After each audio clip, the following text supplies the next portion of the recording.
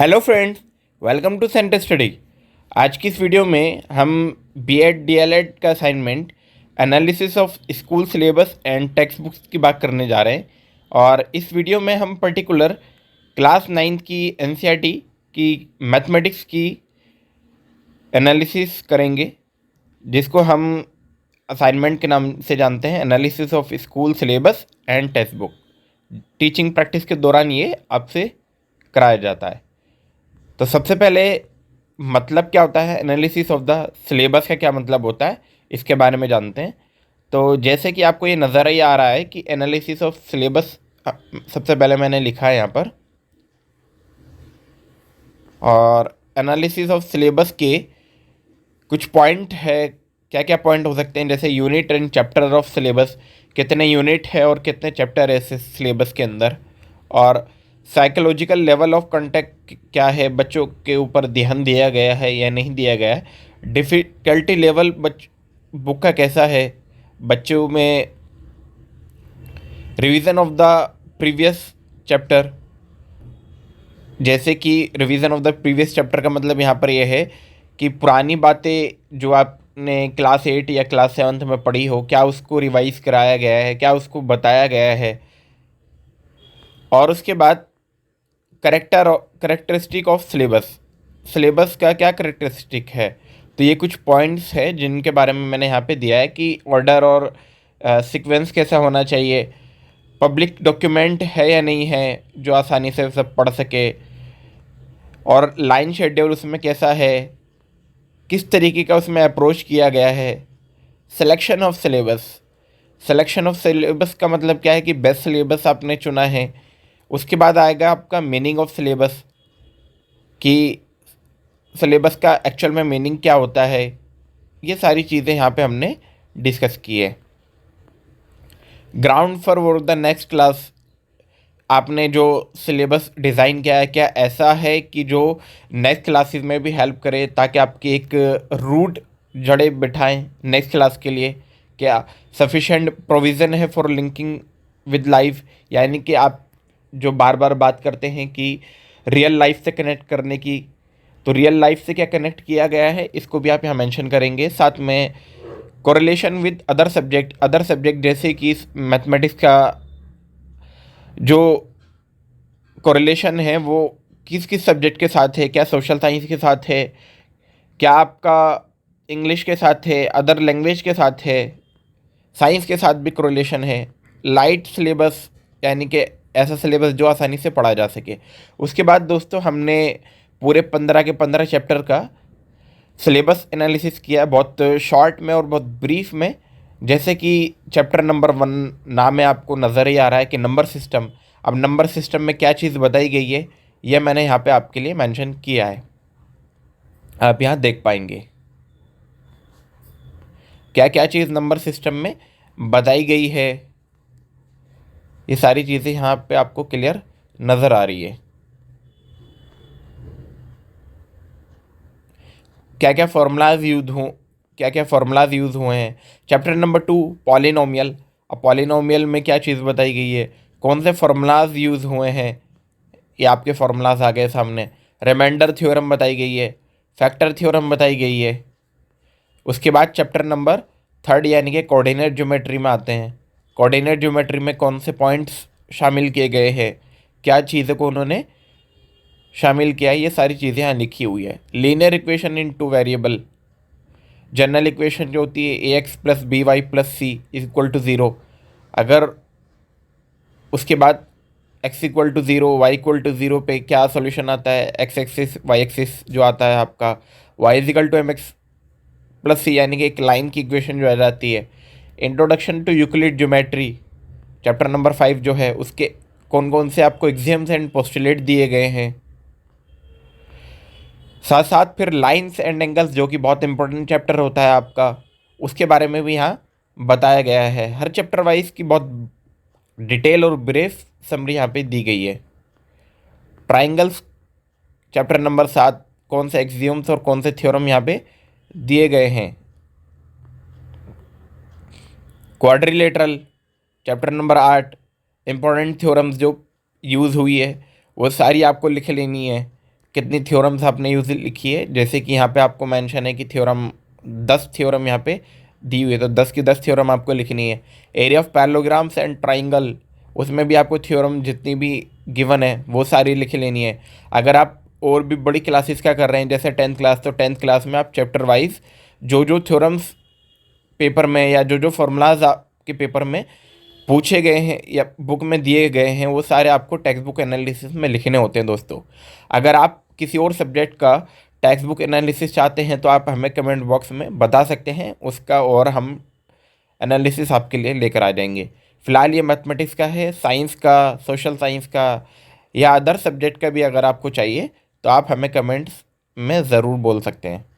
जैसे area, volume के, ये आपके फार्मूलाज आ गए। स्टैटिस्टिक में क्या चीज़ दी गई है, इंपॉर्टेंट फार्मूलाज क्या क्या हैं, मीन मीडियन मोड के फार्मूलाज, प्रोबेबिलिटी में क्या फार्मूलाज है। और इसी तरीके से ये दोस्तों आपके 15 के 15 चैप्टर जो थे मैथमेटिक्स के वो फिनिश हो गए। और उसके बाद चलेंगे हम डेफिनेशन ऑफ टेक्स्ट बुक की तरफ। हमने सिलेबस एनालिसिस कर दिया, टेक्स्ट बुक कैसी होती है, टेक्स्ट बुक में क्या होता है, इसके बारे में हम यहाँ पे बात करते हैं। तो डेफिनेशन ऑफ टेक्स्ट बुक किसे कहते हैं, ये कुछ डेफिनेशंस आ रही है आपके सामने जो कुछ साइकोलॉजिस्ट ने दी है। मार्श ने, टैनर एंड टैनर ने 1975 में दी। इम्पोर्टेंट ऑफ टेक्स्ट बुक किसे कहते हैं, क्या मदद, टीचर्स की मदद करता है, टू हेल्प द पीपल, बच्चों की भी मदद करता है, और maximum essential knowledge of at one place, एक जगह पर सबसे ज़्यादा ये इसमें मैक्सिमम नॉलेज हो सकती है। और ये पार्ट होता है ज़्यादातर पेडागोजिकल सब्जेक्ट का। जनरल इन्फॉर्मेशन उसमें क्या क्या है, जैसे कि टाइटल ऑफ बुक क्या है, बुक का क्या टाइटल दिए गए, ये आप इम्पोर्टेंट होता है, ये आप लिखेंगे। Mathematics text book for class 9th, ये आप फ्रंट पेज पे ही पाएंगे। ईयर ऑफ पब्लिकेशन क्या है उसका, name of publisher and organisation क्या है, पब्लिकेशन टीम में कौन कौन शामिल है, ये सारी चीज़ें आप टेक्स्ट बुक एनालिसिस में आप यहाँ लिखेंगे। जैसे कि आपको नज़र आ रहा है एडिटर कौन है, असिस्टेंट प्रोडक्शन कौन है, टोटल नंबर ऑफ पेजेस आप बता सकते हैं, प्राइस कितना है वो भी आप लिख सकते हैं। अच्छा, चाइल्ड सेंटर्ड अप्रोच बुक में किस तरीके से दी गई है, ये आप सारी चीज़ें यहाँ पे लिखे हुए। जेंडर पैरिटी का मतलब क्या है कि जेंडर 22 तो नहीं है बुक, दोनों जेंडर की बात करती है। लैंग्वेज कौन सी यूज की गई है, फिजिकल एनालिसिस किस तरीके का है, एक्सटर्नल यानी कि बाहर से बुक दिखने में आपको कैसी नज़र आती है। जैसे कि ये क्लास 9th की बुक मैंने एनसीईआरटी की आपको नज़र आई है, ये लगा रखी है। पिक्चर्स भी इसमें आप जितने से ज़्यादा हो पिक्चर्स आप लगा सकते हैं, जितने पिक्चर्स आप लगाएंगे उतना आपका टेक्स्ट बुक एनालिसिस अट्रैक्टिव और अच्छा इम्प्रेसिव बनता है। उसके बाद साइज़ क्या है बुक का, ये सारी चीज़ें आप लिख पाओगे। ड्यूरेबिलिटी, बाउंडिंग की कैसी है, बाइंडिंग, क्लैरिटी ऑफ प्रिंटिंग कैसी है, क्वालिटी ऑफ पेपर किस तरीके का यूज़ किया गया है, साइज़ ऑफ बुक आप बताई दिए हैं, प्राइस भी आप बताएंगे। अप्रोप्रिएट फ़ॉन्ट साइज़ यानी कि जो लिखने वाला जो साइज़ होता है जिसमें चीज़ें अंदर लिखी होती है वो अप्रोप्रिएट है नहीं है, अप्रोप्रिएट स्पेसिंग दी गई है या नहीं दी गई है।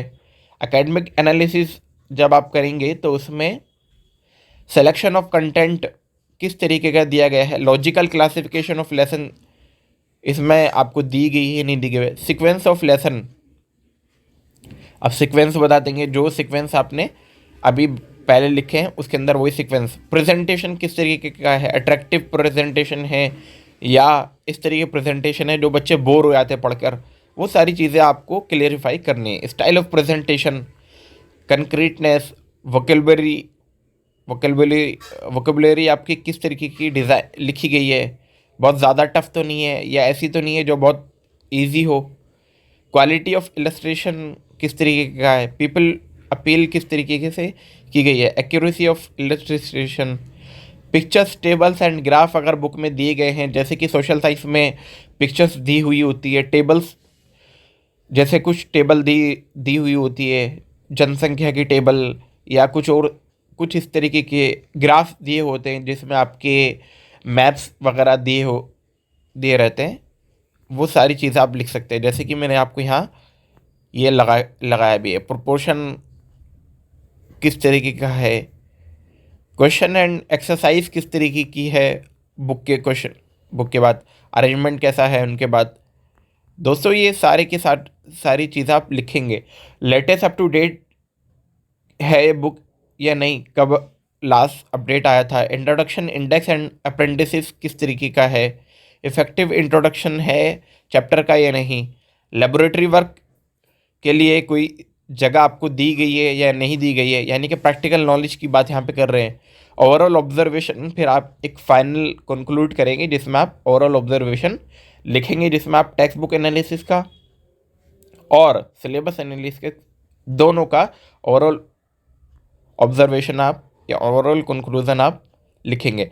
और दोस्तों साथ ही साथ आप ओवरऑल ऑब्जर्वेशन के बाद या ओवरऑल कंक्लूजन के बाद सजेशंस जो आपकी तरफ से जाएंगे वो लिखना ना भूलें, क्योंकि सजेशन बहुत ज़्यादा इंपॉर्टेंट होते हैं किसी भी टेक्स्ट बुक एनालिसिस में।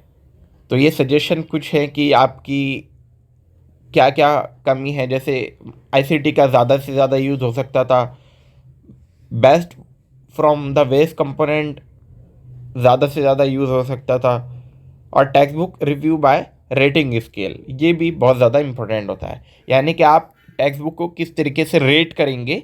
ये जैसे कि फिजिकल एनालिसिस के आप कितने नंबर देंगे, एक्सेलेंट है, गुड है, एवरेज है, या बिलो एवरेज है, या पुअर है, तो आप ये नंबर भी लिख सकते हैं या टिक भी कर सकते हैं, ये आपके ऊपर डिपेंड करता है। तो ये सारा टेक्स्ट बुक एनालिसिस का आप रिव्यू ज़रूर करेंगे दोस्तों। तो ये था दोस्तों हमारा टेक्स्ट बुक एनालिसिस जो हमने आपको मैथमेटिक्स का क्लास 9 का करके दिखा दिया। अगर आपको और भी टेक्स्ट बुक एनालिसिस की ज़रूरत है किसी और सब्जेक्ट की, तो आप हमें कमेंट बॉक्स में बोल सकते हैं, हम आपके लिए वो भी जल्दी से जल्दी अपलोड कर देंगे। अगर आप हमारे चैनल पर नए हैं और बीएड डीएलएड के असाइनमेंट्स लगातार चाहते हैं, तो आप हमारे चैनल को सब्सक्राइब ज़रूर करें और आने वाली और असाइनमेंट्स के लिए बेल आइकन को भी ज़रूर दबाएं। वीडियो में लगातार बने रहने के लिए आपका बहुत बहुत शुक्रिया।